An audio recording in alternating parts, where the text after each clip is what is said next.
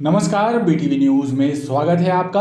आइए खबरों की शुरुआत करते हैं इस खबर के साथ। यातायात नियमों का उल्लंघन करने वाले वाहन चालकों पर पूरे साल भर यातायात विभाग और पुलिस का शिकंजा कसा रहा। यातायात विभाग ने ट्रैफिक नियमों को तोड़ने वालों पर जुर्माने की कार्रवाई की। बीते 11 माह में हेलमेट ना पहनने वाले 1.5 लाख वाहन चालकों का चालान किया गया, जिनसे जुर्माने के रूप में 4,11,28,650 रुपए सम्मन शुल्क के रूप में वसूल किया गया। सड़क हादसों को रोकने और उसमें कमी लाने के लिए पूरे साल यातायात विभाग की कवायद जारी रही।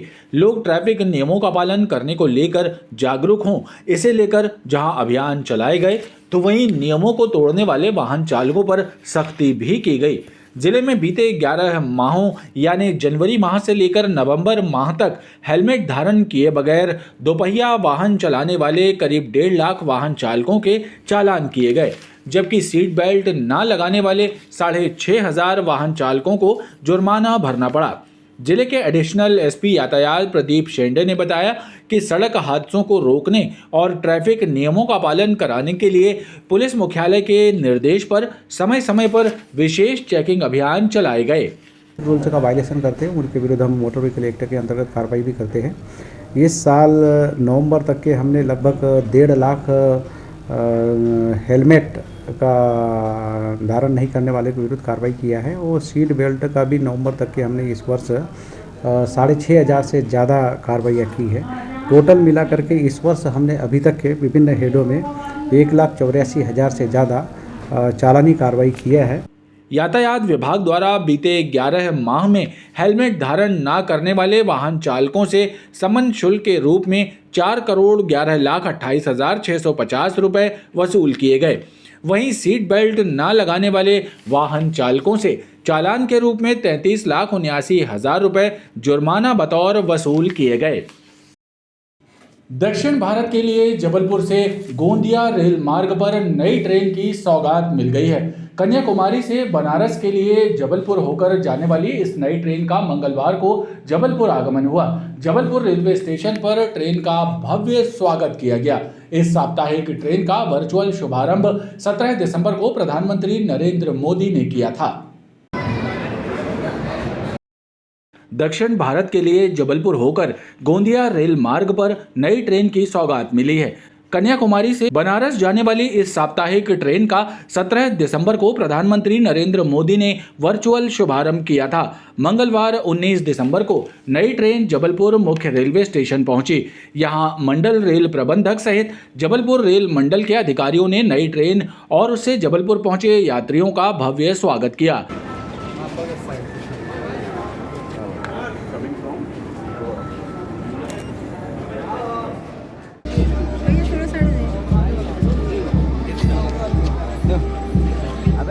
तमिलनाडु से चली है और बनारस के लिए आई है। दो संस्कृतियों का मिलन करने के लिए माननीय मोदी जी का जो दिशा निर्देश है उसके आधार पर रेलवे बोर्ड द्वारा चलाई गई है और 17 तारीख को शाम को इसका फ्लैगिंग किया गया था माननीय प्रधानमंत्री जी द्वारा और ये आज बनारस पहुंच जाएगी। तो एक कल्चर को दूसरे कल्चर से जोड़ने का प्रयास है और अच्छी बात यह है कि इस ट्रेन को रेगुलर किया गया।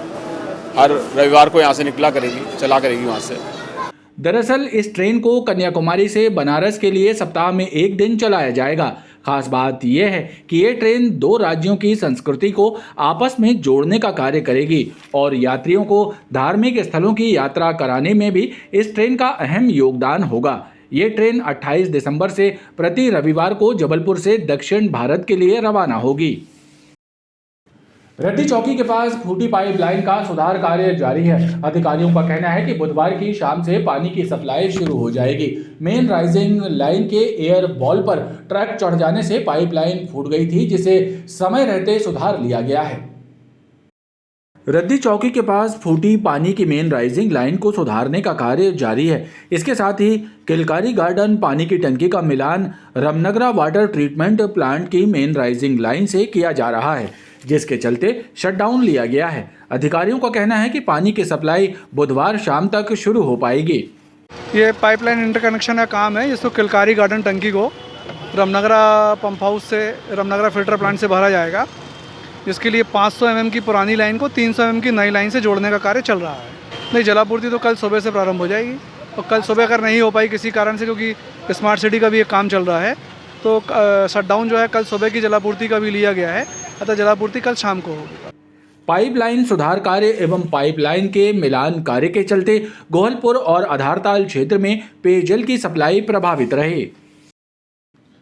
अनुसूचित जाति जनजाति अधिकारी कर्मचारी संघ के नगरीय निकाय अध्यक्ष पद के लिए हुए चुनाव में अमित मेहरा ने अपनी जीत दर्ज कराई है। उन्होंने अपने निकटतम प्रतिद्वंदी राकेश समुद्रे को 388 वोटों से हराकर ये पद हासिल किया है। अजाक्स नगरीय निकाय प्रकोष्ठ अध्यक्ष पद के चुनाव में अमित मेहरा ने अपनी शानदार जीत दर्ज कराई है। इस चुनाव में 4 प्रत्याशी मैदान में थे, जिसमें अमित मेहरा को 718 मत प्राप्त हुए। वहीं राकेश समुद्रे को 330 मत मिले, सुरेंद्र लखेरा को 137 वोट और अमर ग्रावकर को 55 वोट प्राप्त हुए। अमित मेहरा की जीत से उनके समर्थकों में खुशी की लहर है। जीत प्राप्त करने के बाद अमित मेहरा ने कहा कि कर्मचारियों की समस्याओं का समाधान कराना उनकी प्राथमिकता रहेगी। और मुझे पूरा विश्वास था कि मैं कर्मचारियों का प्यार मुझे मिलेगा, और आज वो आप लोगों को इस प्रमाण पत्र में दिख भी रहा है कि 718 वोटों से मैं जीत हासिल की है। कर्मचारी और अधिकारियों ने जो विश्वास मेरे ऊपर जताया है, मैं निश्चित तौर पर इस पर खरा उतरूंगा और जो भी मांगे रहेंगी उसको पूरा करें। जो नागपुर में क्वार्टर मालकाना नगर निगम के लोगों को मिलता है, वो अपन के जबलपुर में भी क्वार्टर मालकाना दिलाना है। 1250 भर्तियां नगर निगम में कराना है, जिससे लोगों को रोजगार मिले। जीत का प्रमाण पत्र मिलने के बाद अमित मेहरा के समर्थकों ने नगर निगम मुख्यालय से विजय जुलूस निकालकर खुशी का इजहार किया। बरेला रिछाई रोड पर चल रहे ओवरलोड भारी वाहनों की जांच कर उन पर कार्रवाई करने की मांग उठ रही है। इसी कड़ी में बरेला क्षेत्र के स्थायी रहवासियों ने एसपी कार्यालय में भी एक शिकायत दी है। उनके अनुसार भारी वाहनों की आवाजाही से रोड की हालत खस्ता हो गई है। ओवरलोडिंग भारी वाहनों की वजह से सड़कें खराब होने का हवाला देकर बरेला रिछाई सहित आसपास के गांव के ग्रामीणों ने एसपी कार्यालय में शिकायत दी है और ओवरलोड वाहनों पर कार्यवाही करने की मांग की है। आज एसपी महोदय को ज्ञापन दिया है। ओवरलोड चल रही मंडला से जबलपुर जो गाड़ियां आ रही हैं, जिसके कारण पूरे जिला पंचायत क्षेत्र की जो छोटी छोटी रोडें होती हैं उस पर एक बार गाड़ी जाती है तो वो गाड़ी के जाने से रोडें टूट रही हैं, जिससे ग्राम के लोग, हम सब लोग परेशान हैं। लगातार टीआई को शिकायत कर रहे हैं, टीआई द्वारा कोई कार्रवाई नहीं की जा रही है और लगातार हम लोग खनिज अधिकारी और आज एसपी महोदय को विज्ञापन देने आए हैं कि ओवरलोड गाड़ियों पर कार्रवाई करें। अगर कार्रवाई नहीं होती तो जल्द से जल्द हम धरना प्रदर्शन करके आंदोलन करेंगे शारदा मंदिर तिराहे पर। वहीं पुलिस ने इस मामले में वाहनों की चेकिंग कराने का आश्वासन दिया है। आज जनसुनवाई का दिन है और सभी अधिकारी यहाँ पे जनता की शिकायत सुन रहे हैं। इसी बीच में बरेला क्षेत्र से रामेश्वर साहू जी आए थे। उन्होंने एक ज्ञापन दिया है कि बरेला क्षेत्र में ओवरलोडिंग वाहन चल रहे हैं और उन पे कार्रवाई किया जाए। हमने उनको आश्वस्त किया है कि हम उन पे जो भी उनका कंप्लेंट्स है उस पर विधि सम्मत कार्रवाई करेंगे। अगर ओवरलोडिंग व्हीकल चल रहे हैं वहाँ पर तो उन पर हम मोटर व्हीकल एक्ट के अंतर्गत कार्रवाइयाँ करवाएंगे। दुनिया से विदा होते इंसान के साथ जब लोग मुक्तिधाम पहुंचते हैं तो वे भी गमगीन होते हैं। ऐसे में यदि मुक्तिधाम में बेहतर सुविधाएं ना हो, गंदगी हो और आवारा जानवर परेशान करे तो लोग शासन प्रशासन को कोसते हैं। रानीताल स्थित मुक्तिधाम भी लोगों के अंतिम संस्कार के लिए सबसे व्यस्त मुक्तिधामों में से एक है, लेकिन मुक्तिधाम उपेक्षा का शिकार है। यहाँ आसपास गंदगी का आलम है और आवारा जानवरों से भी लोग परेशान हैं। ग्वारी घाट के बाद शहर के सबसे व्यस्त मुक्तिधामों में रानीताल मुक्तिधाम शामिल है। यहाँ रोजाना कई अंतिम संस्कार होते हैं, इसके बाद भी इसे उपेक्षित छोड़ दिया गया है। आलम यह है कि यहाँ चारों तरफ गंदगी और कचरा फैला हुआ है। यहाँ आवारा जानवरों की आवाजाही बनी रहती है, जिससे अंतिम संस्कार के लिए आने वाले लोगों को परेशानी का सामना करना पड़ता है। यहाँ बाउंड्री वॉल ना होने से लोगों को कई तरह की समस्याओं का सामना करना पड़ रहा है। कचड़े पड़े रहते हैं, मिट्टी वाले आते हैं तो हमको बोलते हैं भैया साफ सफाई नहीं कराते हो, पैर को लग गया, खून आ गया, ये गड़ गया, वो गड़ गया, ऐसे बोलते हैं सर। क्या देखते हैं आप यहाँ पे, कहाँ कहाँ गंदगी पड़ी रहती है चारों तरफ? अब यही पड़े हैं सर, सवेरे झाड़ू लगता है, अब ये ऐसे लगाते हैं, ये पड़े रहता है सर। कचरा पड़ा रहता है। हाँ, कचड़े में अभी कांच कर गया एक आदमी को, हमको भी परेशानी जाता है। गड्ढे देखो पूरी गाला ऐसे पड़े हैं, कम से कम इसका मरम्मत होना चाहिए। यहाँ पर शमशान घाट में बहुत ही गंदगी है। यहाँ ये जानवर रात में घूमते रहते हैं, दिन में भी घूमते रहते हैं, कोई व्यवस्थाएं नहीं है यहाँ पर, जबकि गन्ने निगम द्वारा काफ़ी बजट दिया जाता है इसके लिए। यहाँ पर बहुत कितना कचरे का अंबार पड़ा हुआ पूरा, कोई व्यवस्था नहीं है। किसी भी मुक्तिधाम में जो मूलभूत सुविधाएं होनी चाहिए, उन्हीं के लिए मुक्तिधाम तरस रहा है। ऐसे में लोगों को कई तरह की समस्याओं का सामना करना पड़ता है। शासकीय रेल पुलिस ने एक महिला को चोरी के जुर्म में गिरफ्तार किया है। महिला से चोरी किया हुआ मोबाइल जब्त किया गया है। मोबाइल चोरी के आरोप में पकड़ी गई महिला सिहोरा की रहने वाली है। शासकीय रेल पुलिस जबलपुर की टीम ने सिहोरा की रहने वाली एक महिला को मोबाइल चोरी करने के जुर्म में गिरफ्तार किया है। रेल पुलिस के मुताबिक एक महिला ने रेल पुलिस थाना जबलपुर में मोबाइल चोरी हो जाने की FIR दर्ज कराई थी। शिकायत के आधार पर पुलिस ने साइबर टीम की मदद से मोबाइल को खोज निकाला और मोबाइल चोरी करने वाली महिला को गिरफ्तार कर लिया। उसके विरुद्ध वैधानिक कार्रवाई की गई है।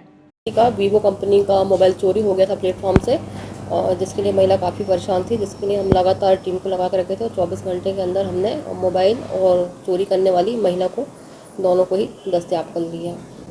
कहाँ की रहने वाली महिला थी? महिला ये सिहोरा की रहने वाली है। रेल पुलिस चोरी के जुर्म में पकड़ी गई महिला से पूछताछ कर रही है और आपराधिक रिकॉर्ड की जांच भी की जा रही है। भेड़ाघाट रेलवे स्टेशन के पास डाउन ट्रैक पर एक अज्ञात व्यक्ति ट्रेन की चपेट में आ गया, जिससे उसकी मौके पर ही मौत हो गई। घटना की जानकारी मिलने के बाद GRP मदन महल का अमला मौके पर पहुंचा और शव को पोस्टमार्टम के लिए भेजा। पुलिस ने मामले में मर्ग कायम किया है। GRP मदन महल चौकी पुलिस ने जानकारी देते हुए बताया कि भेड़ाघाट स्टेशन के पास डाउन ट्रैक पर अज्ञात पुरुष ट्रेन से कट गया। जानकारी मिलने के बाद मदन महल GRP पुलिस ने मौके पर पहुंचकर शव को पोस्टमार्टम के लिए भेजा है। मृतक की उम्र 40 वर्ष के आसपास है। पुलिस मृतक की शिनाख्त करने का प्रयास कर रही है। उसका चेहरा बिल्कुल नहीं दिख रहा था, पूरे पीस हो गया था, टुकड़े टुकड़े हो गया, छत बिछत था। आसपास पता किए, किसी ने पहचाना नहीं। हमने शव पंचनामा कार्रवाई करके शव को PM के लिए मेडिकल भेजा। डॉक्टर साहब ने मेडिकल करके उसका हमने कफन दफन करा दिए। लाश रखने लायक नहीं थी क्योंकि बहुत ज़्यादा छोटे छोटे टुकड़ों में विभाजित थी। तो कार्रवाई करके अभी परिजनों की हम तलाश कर रहे हैं। अभी उसके पास कोई भी परिचय पत्र, आधार कार्ड कुछ भी नहीं मिला है। बहरहाल मामले में मर्ग कायम कर घटना की जांच की जा रही है। खबरों का ये क्रम लगातार जारी है। आप देखते रहिए BTV न्यूज़।